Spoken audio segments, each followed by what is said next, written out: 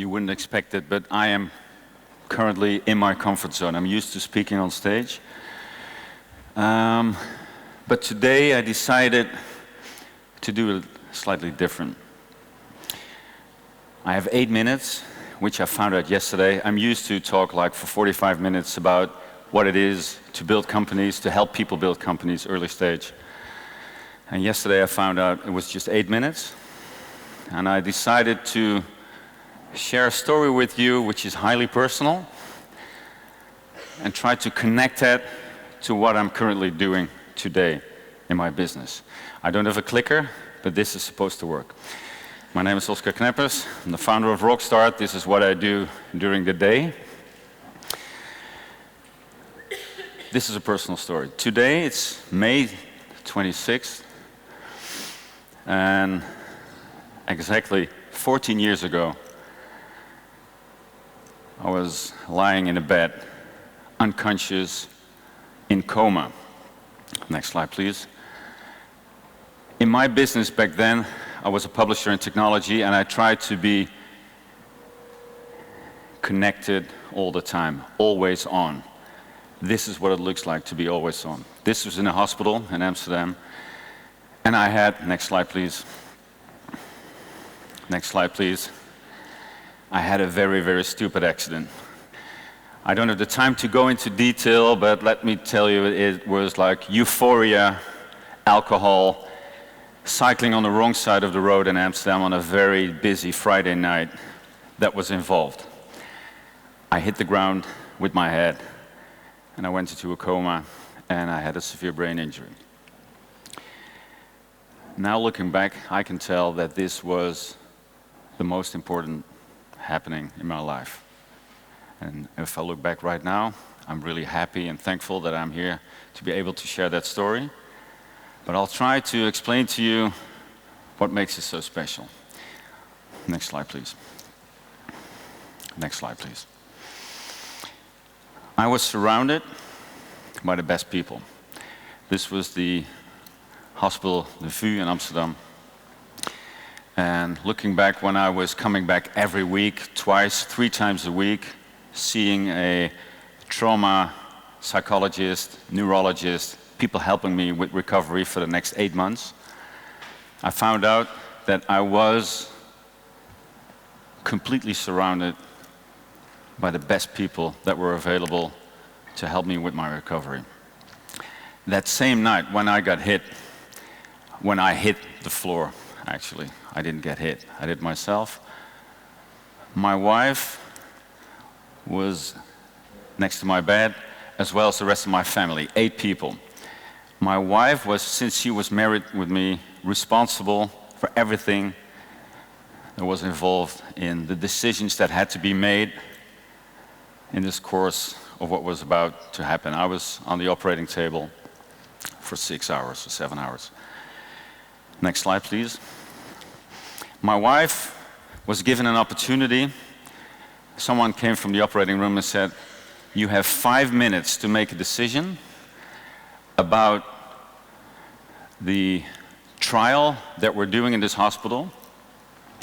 And this trial involves, it's not a medicine, but it's a cannabinoid, something like that, but I forgot the name, but it's a very complex name. But it helps, it was an Israeli trial that helps to bring down like what happens with your brains if you hit the floor." And they said, "He's on the operating table right now. You have 5 minutes to make this decision." And she didn't know what to do originally because there was 8 people of my family. She felt this enormous responsibility of having to make the right decision, and she had just 5 minutes. And although it wasn't pivotal for my life, although they didn't know where I was at that point, she knew it was really important. And then it hit her. Then she thought, what would I have done in this situation? And she knew, being a very curious, tech-oriented guy, she knew what to do. So she said, "Do it."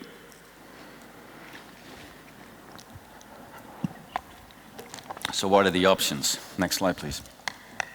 Anything can happen. She didn't know it was a placebo or it was the real stuff. She just knew that it was really, truly important, that it could help me. And now looking back, standing here on stage, you know, right, it turned out pretty fine. And maybe the people that even knew me before wouldn't see the difference.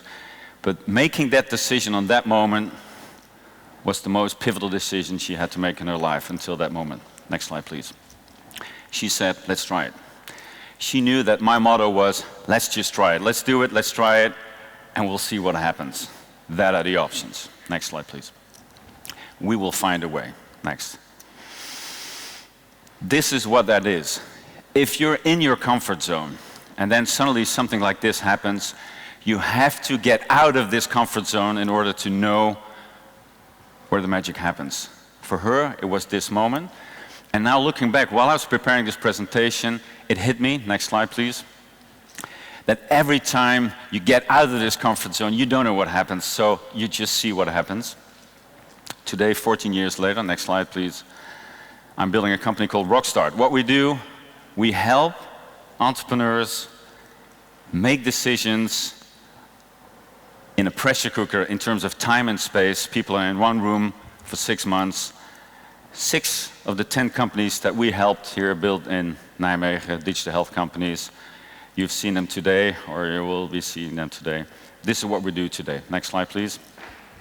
This is what we do. Try to help people make decisions under high pressure in time and space in order to get out and enter this sea of abundance where everything happens exactly the way it should be. Next slide, please.